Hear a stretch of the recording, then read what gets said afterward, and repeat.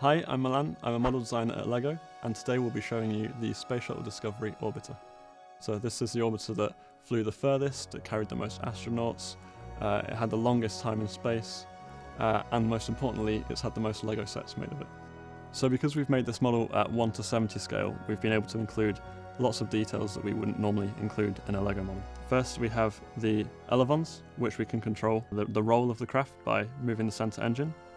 We have a body flap, the rudder, and the rudder can actually split into two to act as an air brake on landing. By going up to such a big scale, we've been able to include both the flight deck and the mid-deck, as well as the payload bay of the shuttle. On the flight deck, we've included lots of small controls for the astronauts, as well as 4 seats for the commander, the pilot, and some of the flight specialists. And in the mid-deck, we've included beds, storage, and a 5th seat for the flight specialist. The airlock from the mid-deck goes into the payload bay, and in the payload bay we've included lots of nice little details. We've got the cameras to help the astronauts manipulate the cargo, we've got space for the cargo, and we have the robotic manipulator system, the arm that's able to lift up satellites and parts of the International Space Station and deploy them. One of the things we really want to do was include a payload in the cargo area. So we worked with Manny, our element designer, to make a new door element. In the Space Shuttle model, we introduced 3 brand new elements. The first one here is our payload bay wall element. We are very excited about this element because it's very thin. It gives us the possibility to build more inside. Other element is this curved 3x3 bow element that goes on our brand new, very sleek windscreen, and it creates this very smooth transition that it represents the windscreen area of the Space Shuttle. In 2021, with the launch of this model, the Space Shuttle is celebrating its 40th anniversary. So what we wanted to do was not only capture the anniversary of the Space Shuttle, but also of the mission STS-31, which launched the Hubble telescope. And so we've included the Hubble Space Telescope in this model. Working with Milan was amazing because he knows so much about space travel and everything space related.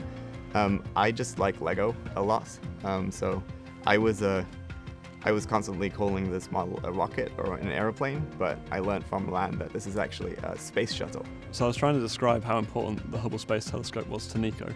I was telling him that it could see 72 million light years away in our universe. It's really good at looking.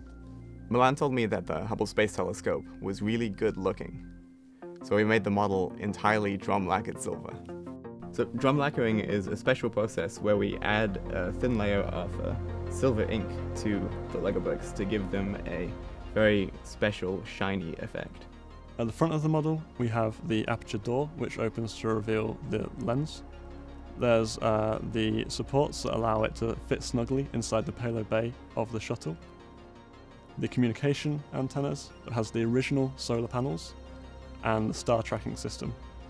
And we've also included this little removable chunk, which is a section that they fixed on one of the servicing missions when Hubble's primary mirror was shown to be defective. One of the challenges with filling the payload bay was coupling the front and rear landing gear. Now obviously on the space shuttle that goes up into space, it's got to come back down to Earth. In the LEGO model we've used springs to make sure that all the landing gear pop out at exactly the same time, and it was a real challenge to get them coupled along the length of the space shuttle whilst maintaining all that room in the cargo bay. One detail that we've never been able to achieve in a LEGO model until now is the reinforced carbon on the leading edges of the wings, and we've represented that by using grey bows to show the leading edge. We've included 108 drum lacquered silver elements, which is the most that we've included in any LEGO set to date. Now we know one of the really important things is the display value of the models, and so we've actually included 3 stands in this set, so you can display the shuttle orbiter on its own, you can display the Hubble telescope on its own, but we've also included a 3rd stand, so you can mount the telescope inside the payload bay as if it was being deployed on STS-31. There's an Easter egg in this set.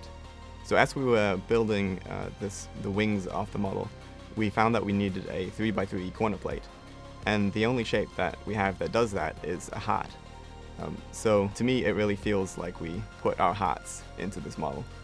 I've always been really interested in flight. I think that comes from building model kits with my dad when I was younger.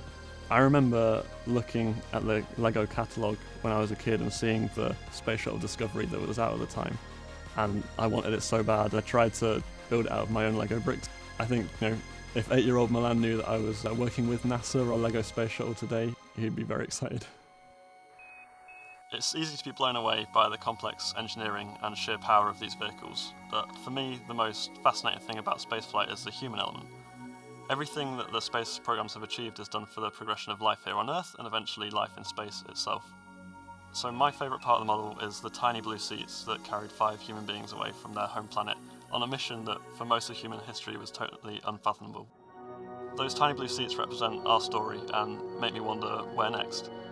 Just like I was looking at the Discovery Orbiter in the catalogue when I was a kid, it makes me wonder, will a kid looking at this model in a catalogue be an astronaut that might grow up to spearhead our journey toward the stars?